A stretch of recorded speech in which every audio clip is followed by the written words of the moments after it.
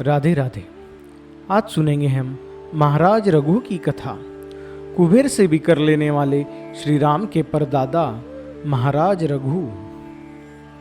महाराज खटांग के पुत्र थे महाराज दिलीप। एक बार अपने गुरु महर्षि वशिष्ठ के आश्रम में गए, जहां इन्होंने उनकी गाय कामधेनु पुत्री नंदिनी की रक्षा का प्रण लिया। वे नंदिनी को लेकर वन गए, जहां पर नंदिनी ने उनकी परीक्षा के लिए एक माया सिंह उत्पन्न किया।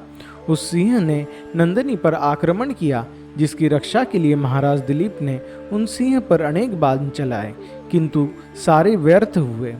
तब उस सिंह ने कहा, मुझे वरदान प्राप्त है कि कोई अस्त्र शस्त्र मुझे हानि नहीं पहुंचा सकता। आज इस गाय को मेरा भोजन बनाने से कोई नहीं बचा सकता। तब महाराज दिलीप ने उनसे कहा कि वे उसे खा ले, किंतु नंदिनी को छोड़ दे। उस माया सिंह ने उनकी बात मान ली और दिलीप को उनका भोजन बनाने के लिए भूमि पर बैठ गए। तब उनकी गौ भक्ति से प्रसन्न हो नंदिनी ने उन्हें एक परम प्रतापी पुत्र का वरदान दिया। उस वरदान स्वरूप महाराज दिलीप की पत्नी सुदक्षिणा के गर्भ से महाप्रतापी रघु का जन्म हुआ। उन्होंने महर्षि वशिष्ठ से समस्त विद्याओं को प्राप्त कर लिया। संसार के समस्त दिव्यास्त्र उनके अधीन हो गए। ऐसा कहा गया है कि उनके पास स्वयं नारायण अस्त्र भी था। जब वे युवा ही थे, तब उनके पिता महाराज दिलीप ने अश्वमेघ यज्ञ किया। स्वयं रघु ने अश्व की रक्षा का भार लिया। पृथ्वी पर तो कोई उस अश्व को पकड़ने पाने का साहस न किया, किंतु देवराज इंद्र ने उस अश्व को चुरा लिया। जब रघु को इस बात का पता चला, तब उन्होंने देवराज इंद्र को द्वंद्व के लिए ललकारा। दोनों में घोर युद्ध हुआ, किंतु इंद्र रघु को परास्त नहीं कर पाए। तब प्रसन्न होकर उन्होंने उस अश्व को रघु को लौटा दिया। उस अश्व को लेकर वापस अपने पिता के पास लौटे और अश्वमेघ यज्ञ पूर्ण हुआ। इंद्र से भी परास्त न होने के बाद रघु की ख्याति त्रिलोकों में फैल गई। अपने पुत्र को ऐसा प्रताप देखकर महाराज दिलीप ने उन्हें अयोध्या का राजा बना दिया और स्वयं वनप्रस्थ हो ग्रहण कर लिया। महाराज एक सम्राट के रूप में अपने पिता से बढ़कर निकले और उन्होंने संपूर्ण विश्व में अपना राज्य का पताका फैला दी। उनकी प्रताप ऐसा था कि संसार के सभी राजा उनके ध्वज तले शासन करने में प्रसन्नता का अनुभव करते थे। इस प्रकार महाराज रघु ने पृथ्वी पर अपना एक छत्र राज्य स्थापित कर लिया। महाराज रघु का विवाह सुनैना नामक कन्या से हुआ। कुछ ग्रंथों में उनकी पत्नी का नाम चंद्रभागा बताया गया है। उनसे एक पुत्र की प्राप्ति हुई, जिसका नाम था अज। आज का विवाह राजकुमारी इंदुमती से हुआ। कई सहस्त्र वर्षों तक शासन करने के बाद उन्होंने संसार से विरक्ति हो गई और उन्होंने अपना सब कुछ दान करने का निश्चय किया। महर्षि वशिष्ठ के सुझाव पर उन्होंने विश्वजीत नामक एक महान यज्ञ किया और अपना समस्त धन, संपदा, आभूषण, पात्र और यहाँ तक कि राजस्वी वस्त्रों को भी दान कर दिया। वे स्वयं मिट्टी के बर्तन में भोजन करने लगे और सात्विक जीवन जीने लगे। उस समय वर्तांत ऋषि के शिष्य कौत्स्य नामक ब्राह्मण कुमार उनके पास दान की आशा से आए। कुछ ग्रंथों में कौत्स्य को महर्षि विश्वामित्र का शिष्य बताया गया है। जब वे यज्ञ स्थल पर आए और देखा कि महाराज रघु सब कुछ दान कर चुके हैं, तो वापस जाने लगे।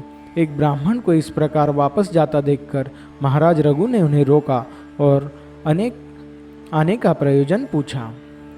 तब कौत्स्य ने कहा, हे महाराज, मैं आया तो यहाँ दान की आशा से था, किंतु देखता हूँ कि आपने अपना सर्वदा सर्वस्व दान कर दिया है। इस कारण मैं आपको किसी दुविधा में नहीं डालना चाहता। यह सुनकर महाराज रघु ने कहा, हे ब्राह्मण कुमार, मेरे द्वारा एक ब्राह्मण दक्षिणा लिए बिना लौट जाए, इससे मेरा उज्जवल कुल पर कलंक लगेगा। आपको जो भी चाहिए आप निसंकोच कहें। मैं आपको वचन देता हूँ कि मैं आपकी दक्षिणा अवश्य दूंगा। तब कौत्स्य ने कहा, उन्हें दक्षिणा में 14 करोड़ स्वर्ण मुद्राएं चाहिए। एक ब्राह्मण को इतना धन मांगता देख रघु आश्चर्य में पड़ गए और उनसे पूछा, ऐसा क्या कारण है, आपको इतने धन की आवश्यकता है? तब कौत्स्य ने बताया कि उन्होंने अपने गुरु से बार बार गुरु दक्षिणा मांगने की हट की, जिससे चिढ़कर उनके गुरु ने कहा, मैंने तुम्हें 14 विद्याएं पढ़ाई है, अंतः तुम हर विद्या के लिए मुझे 1 करोड़ स्वर्ण मुद्राएं दे दो, उसी के लिए मैं आपके पास आया था।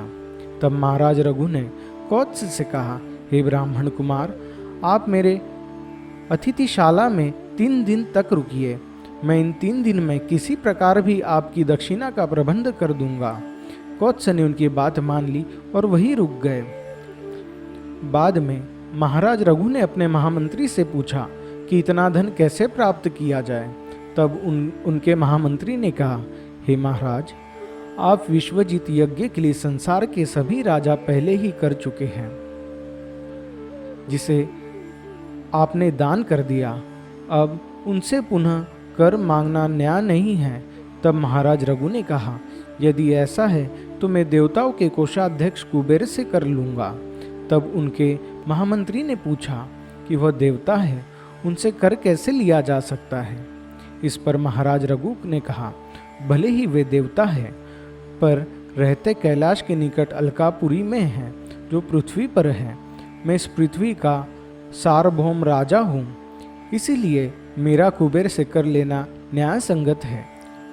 तब उनके महामंत्री ने संदेह जताया कि कदाचित कुबेर उन्हें कर ना दे। यह सुनकर महाराज रघु ने अपना रथ सुसज्जित करने को कहा। उन्होंने कहा कि कल प्रातः मैं सुबह से युद्ध करने जाऊंगा और आज रात्रि इस रथ पर विश्राम करूंगा। महाराज रघु रात्रि भर उस रथ पर सोते रहे और प्रातः जब वे कुबेर पर आक्रमण करने निकलने वाले थे, उनके महामंत्री ने उन्हें सूचित किया, महाराज, जहाँ तक दृष्टि जाती है भूमि स्वर्ण मुद्राओं से भरी दिखती है। रात्रि का यक्षराज कुबेर ने धन वर्षा की है। तब महाराज रघु समझ गए कि यक्षराज कुबेर ने उनका मान रख लिया। उन्होंने कुबेर को आभार का व्यक्त किया और कौत्स से कहा कि वे ये सारा धन ले जा सकते हैं। किंतु कौत्स ने कहा, महाराज, ये धन 14 कोटि से कहीं अधिक है। मैं वचन से बंधा हूँ, इसी कारण उससे अधिक धन स्वीकार नहीं कर सकता। यह सुनकर महाराज रघु ने 14 करोड़ स्वर्ण मुद्राएं कौत्स के साथ भिजवा दी और शेष बचे समस्त धन को अन्य लोगों को दान कर दिया। उस दिन फिर उनका प्रताप त्रिलोक ने देखा। तभी से उनका कुल रघुकुल के नाम से विख्यात हुआ और ये कहावत आरंभ हुई, रघुकुल रीत सदा चली आई, प्राण जाए पर वचन न जाई।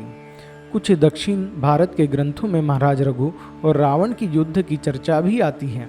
कथा के अनुसार एक बार रावण महाराज रघु से युद्ध करने अयोध्या आए।